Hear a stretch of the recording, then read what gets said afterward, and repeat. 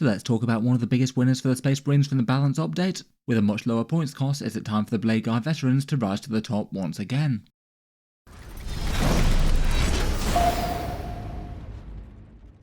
Hello and welcome back to Auspex Tactics, where today we're talking about some fancy Space Marine veterans with Power Sword and Storm Shield, and being one of the biggest winners of the balance pass, I thought it would be good to take a second look at the Bladeguard veterans and exactly what they can do on the tabletop. In the lore, the Bladeguard are kind of the spiritual successor to the Firstborn Vanguard veterans on foot, the elites of the chapter with a pick of the armory, access to some of the finest artificer weapons or relics. Bladeguard themselves are maybe a relatively recent development, rather than just having a veteran squad fight with whatever power weapons, all of them going for power swords and storm shields, and it feels like they'll be made distinct from Vanguard veterans in future updates, and maybe they'll just fill out solely the jump pack role. In any case, they represent the fighting elite of the chapter on foot, some of their finest duelists and melee specialists, fighting with relic storm shields, master-crafted power swords, heavy bolt pistols, and having their distinctive iron halos. It was cool to be able to see some of them in action recently as well in that recent secret level animation, taking some Ultramarines Bladeguard veterans to that animated short. Miniatures wise, the Bladeguard are £37, €47 or $60 from Games Workshop. That's for a kit for 3 of them, and in general Games Workshop's 3 model box sets don't tend to be the best value in terms of actual plastic on the table. They're seriously not so great in terms of points per dollar at the moment as well. If you're looking to build up a Space Marine army of any given size, a ratio of 1.3 there just really is very low indeed. They do have alternative versions from the Easy Build version, which can come from the Honoured of the Chapter box set, and that's packaged alongside their Ancient plus a few others. Though it isn't really a particular discount kit if the main thing that you want to build up is Bladeguard veterans. The miniatures themselves were fairly well received though, a good example of Primaris becoming a bit more relic Space Knight as opposed to their slightly more unclotted appearance that quite a lot of the standard elites have. They came out in 9th edition in the Indomitors box originally, then they had their follow-up multi-part release. They didn't really get any significant war gear changes from that though, besides the Sergeant being able to take a couple of fancy pistols, though the kit itself is really quite customizable. You can have them in a bunch of different poses, including sheathed swords and shields, and that does mean that you get at least a fair few spare parts with them. You can kit bash a bunch of assault intercessors into some more Bladeguard with spares from the box set if you'd like. Despite the variants though, I still think I prefer just the pose with the swords and shields drawn, though I guess it is nice to have the option. As mentioned, multiple other places that you can pick them up. That's Honoured of the Chapter combined set is the one on the right, and otherwise maybe it's worth mentioning the Heresy era Legion Command Squad. There's an upgrade sprue version of that you could even combine with some assault intercessors if you did want a bunch of power sword and storm shield guys of a different sort of vibe. In any case, if you are looking to pick up some Bladeguard veterans, feel free to check out the discount links down in the video description. They all save money versus the Games Workshop web store when picking up Warhammer miniatures, and anything bought through these help to support the channel as well. A big thank you to anyone using them when they do pick up Warhammer models.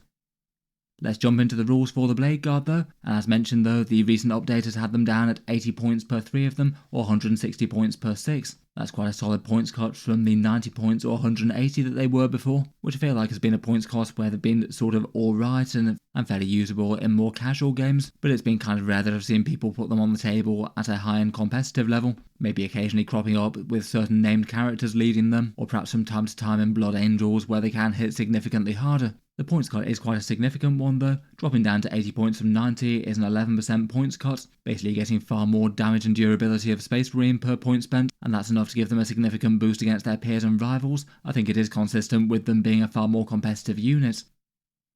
In any case, for your 80 points for 3 of them, you get a fairly beefy Tacticus Marine stat line. 3 wounds rather than 2 at toughness 4 with a 3+ save and a 4+ invulnerable save. They get the grenades keyword if you want to throw some mortal wounds about before you charge in, and they are only OC1 as they're not battle line or anything like that, which does mean they won't have as much weight on objectives compared with some. In past editions they have been notably tanky. I feel like that wasn't really so much the case in 10th edition. In 9th they had effective 2+ saves and also were great users of the transhuman physiology stratagem. In 10th their toughness has been just kind of so-so really. But now they're at effectively 26 points per 3 wounds with a 4+ invulnerable save. I feel like they're fairly robust, maybe in a bit of a weird spot where almost everything is alright at dealing damage against them, but most things won't tend to be truly standout. Big anti-tank things and special weapons won't like the 4+ invulnerable save quite so much, and small arms fire and damage 1 attacks won't like the multiple wounds that they have. I feel like between the extra wound and the invulnerable save, they're kind of in a similar sort of place to the toughness of slightly cheaper Space Marine units like Intercessors. They're the same points per wound for damage 1 attacks, and the 3 wounds and the invulnerable save will do better against some tougher stuff. Overall though, at least fairly solid on the durability front.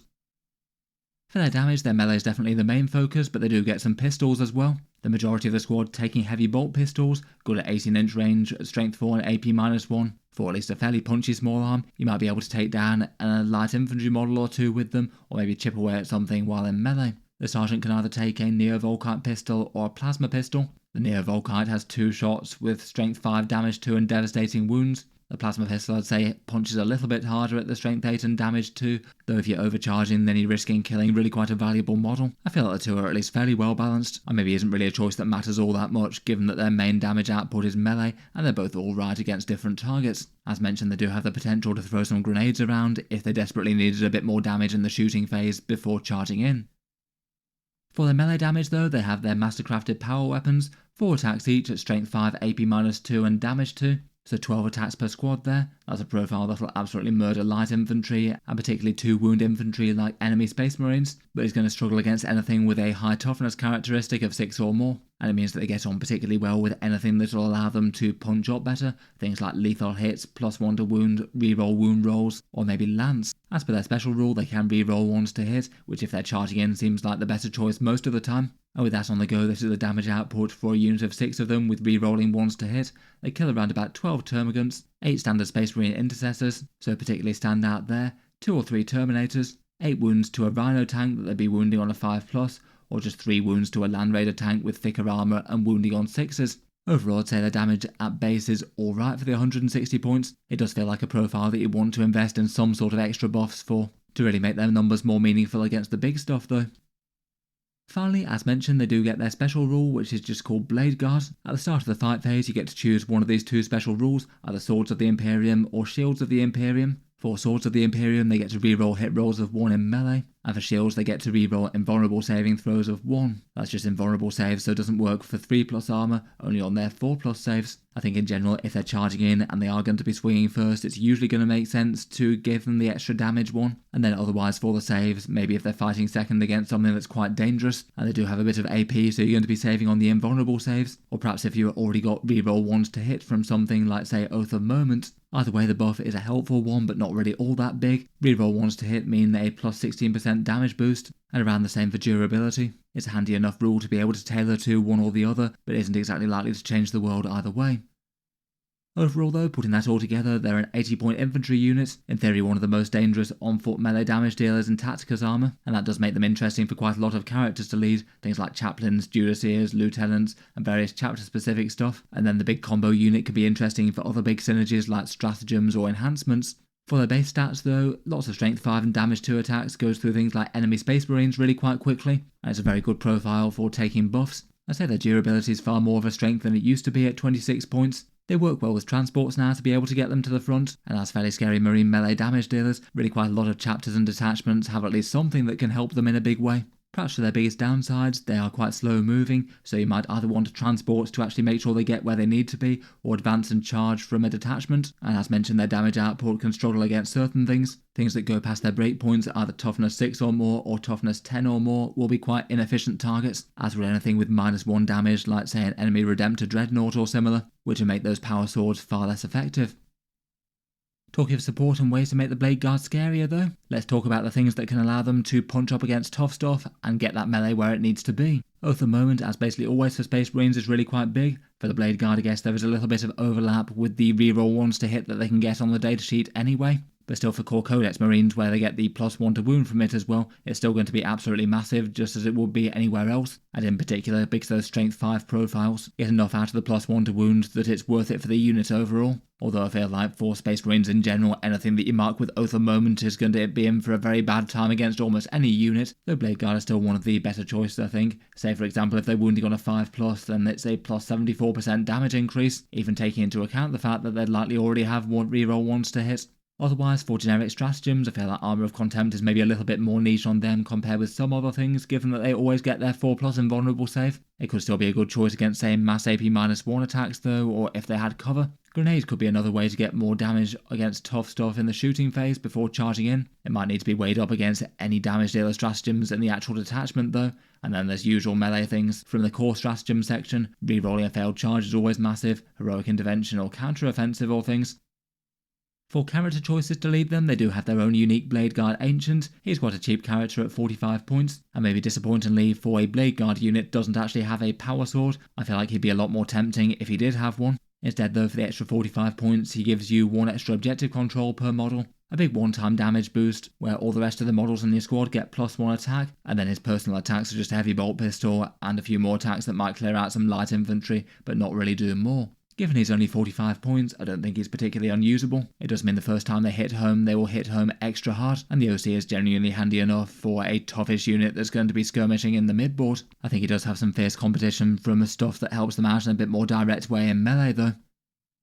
Talking of which, a Primaris Lieutenant feels like one of the easiest things to use with them. As mentioned, they'll really like anything that allows them to hit tough stuff better, and lethal hits with his tactical precision can definitely do that. And he also can chip in with his own melee damage profile as well, and unlike the Captain, he's not locked to any one loadout. The Neo Volkite pistol and mastercrafted power sword one is also fine though, but if you are trying to make the squad a bit more well-rounded against tough stuff, then maybe the Power Fist could be the way to go. They also get to shoot and charge when they fall back, and could be combined with other named characters and things in a unit if desired.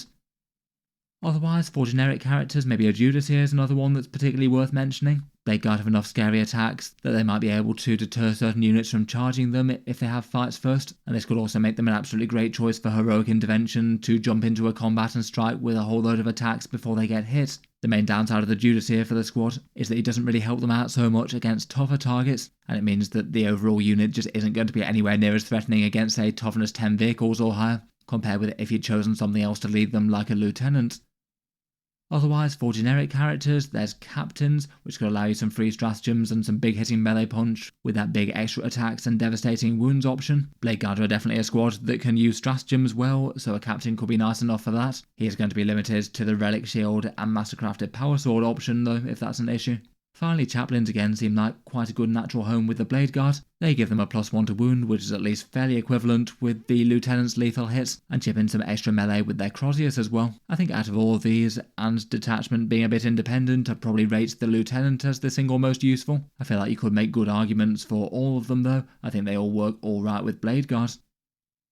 Otherwise, for unit supports, their transports can get them into the fight. If you've got 6 of them with an attached character, they can now ride in an Impulsor. Towards the start of the edition, the annoying transport restriction stopped that, but now it works as quite a cheap and effective battlefield bunker for units to charge out of. Doing so at just 80 points, if they are going charging out, then it'll add an extra 3 inch to your threat range by the way that they can disembark from it, and if they're not jumping out this turn, it can move up the board and hopefully hide behind terrain in the midboard. Maybe if the enemy destroys it, then hopefully have them in a place where they can jump out behind terrain.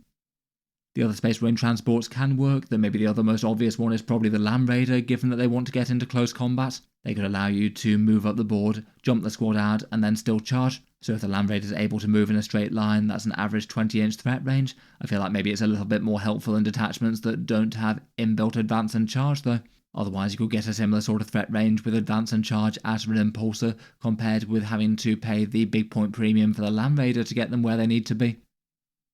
For Space Marine detachments, almost everything has something at least fairly interesting. They are one of the focal units for the First Company Task Force. They've got an easy +1 to hit stratagem, and the -1 damage stratagem could be useful combined with their reroll ones to their saves. That could potentially have them very tanky on the countercharge. The Firestorm Assault Force could have them at +1 to wounds. Maybe could go well with Captains granting that for free. I guess there's a bit of overlap between that and Oath of Moment now though. They also do have some transport tricks if they're using Land Raiders or Impulsors.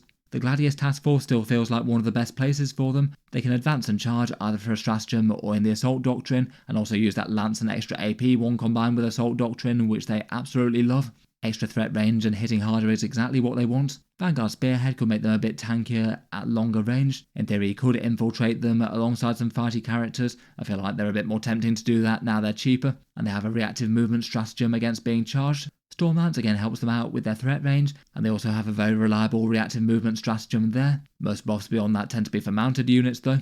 Ironstorm Spearhead maybe doesn't help quite so much, a little bit of rerolls, and I guess they could use Mercy as weakness, but it probably isn't the most focal one. And for the Librarius Task Force, they could be joined by say Tigurius or Ezekiel. It is maybe a bit weird that the regular Librarian can't join them, even if his main buff isn't exactly very useful for them. I feel like the name Librarians could be handy enough though they've got a lot of competition for other units that they could lead. The Librarius Task Force has a massive amount of different buffs on offer. things from extra threat range to extra damage and strength, but most of them wind up giving up extra options for other parts of the army, so have lots of options, but you can only choose so many of them over the course of an entire force.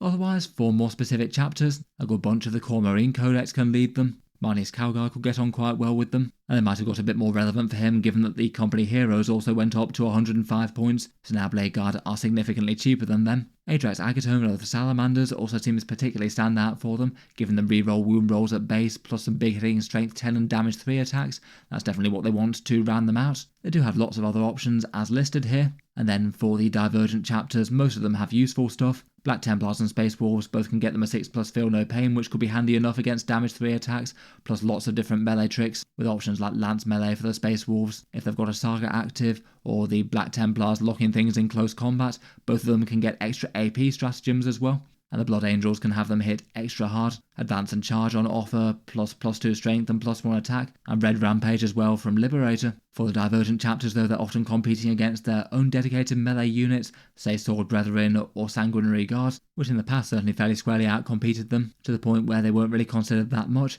but at 80 points I feel like they might move up in the estimations. For the Dark Angels, they do have plenty of character attachment options, plus that Deathwind attachment for the potential +1 to wound as well.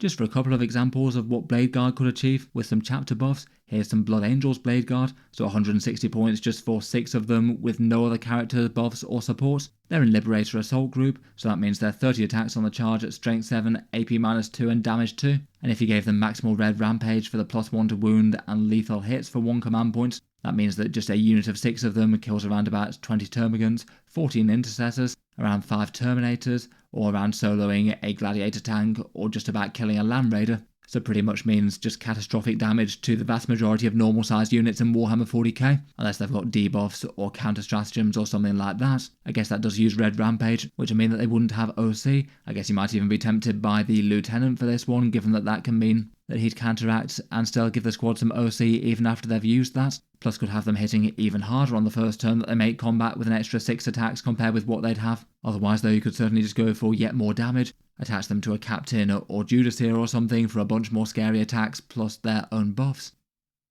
Otherwise, Adrax Agatone does feel pretty standout for the Salamanders. For this one, we're using him with 6 of them and Oath of Moment from Core Codex Space Marines, so that's reroll hits and +1 to wounds. With Adrax attached, a squad would be 245 points, and again the damage output is just absolutely crazy, going up to 7 Terminators on average with Adrax's big damage 3 attacks, 24 wounds to a standard vehicle, or around about 1 neatly killed Space Marine Land Raider. Overall pretty monumental damage there, jumping out of an Impulsor or Land Raider. Overall, at their cheaper points cost, they do feel like they're in a far better place against their competitors within Core Codex Marines. For character bodyguards, they might get a bit more of a look in than they were before. They'd be competing against Assault Intercessors, which are slightly cheaper for a unit of 5 of them. They've got more OC and hand the characters their rerolls to wound, which is kind of big. And they've definitely got a big leg up versus the company heroes. Previously it was 90 points for Bladeguard versus 95 for them. Now it's 80 points for Bladeguard versus 105 for company heroes. So 25 points cheaper for the Primaris veteran squad, who do fight a little bit harder, even if they're probably not quite as hard to kill given the 4 wounds and the -1 to wound thing that they have going on. I think they definitely became a lot more interesting for sort of minimum style retinues though. Having less OC is a bit of a weakness versus both of these though. Otherwise, they'll be competing against all the big hitting damage dealers of the Space Marines. I guess for melee it's things like Aggressors, Vanguard Veterans, Assault Centurions, Terminators, and chapter specific options. I feel like out of those for pure melee damage, the Bladeguard feel like they're in a pretty good place just versus the Core Codex Marine options now, probably reclaiming their spot as one of the more dangerous choices for the points, though perhaps a bit less obvious when you're competing against things like Sword Brethren or Sanguinary Guard. Lots of Space Marine lists have been going fairly heavy on big ranged firepower with tanks and dreadnoughts recently though, particularly with Oath of Moment for a +1 to wound, so they also need to be competing against tanks and dreadnoughts, plus various on-foot firepower units. Overall though, it certainly feels like there's room in a list for them for me.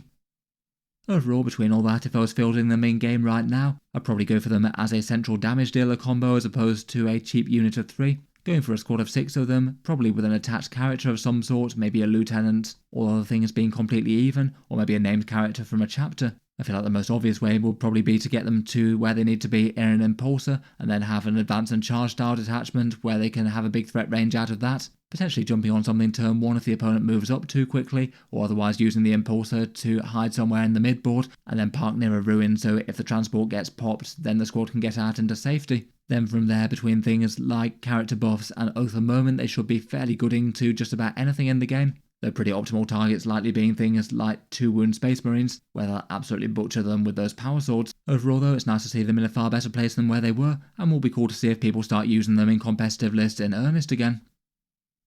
In any case, let me know your thoughts as to the Space Marine Bladeguard down in the comments below. Would you be tempted to put them on the table at the cheaper 80 points? Look forward to hearing all your thoughts and ideas. As mentioned, feel free to check out the discount retailers linked in the video description if you are thinking about picking up any Warhammer models. They do go to help support the channel. There's Element Games in the UK for 15% off, Gap Games in Australia for 21%, Fenris Workshop in Canada for 10%, Wargame Portal for 15% in the USA, and Tash and Gale Deep for 16% in the EU. A big thank you to anyone supporting via those, it does help to keep the videos coming.